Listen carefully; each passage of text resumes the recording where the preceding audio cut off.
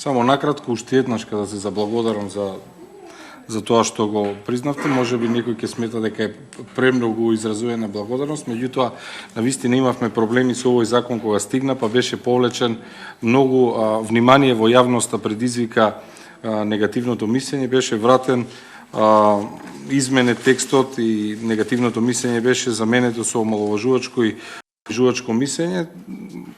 Беше направен одреден напредок, меѓутоа остана мислењето да биде како основ за навреда и за клевета, иако во Уставот се вели дека ограничување на слободите и правата не може да се однесува на слободата на уверувањето, совеста, мислата и јавното изразување на мислата и вероисповеста.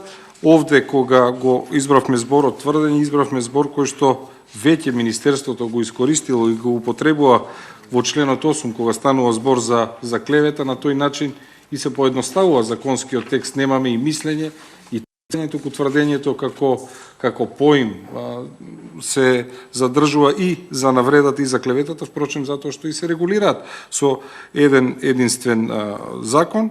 Сметам дека ова треба да биде прифатено и од јавноста, да се честита овој начин работа. Уште еднаш ќе кажам, уште еднаш ви се заблагодарувам и сметам дека на овој начин се прави разлика меѓу субјективното и објективното. Кога веќе објективно тврдите нешто, тогаш и треба да бидете одговорни за навреди и за клевета, а сепак да се задржи правото секој да може да изрази свое мислење. Уште еднаш благодарност за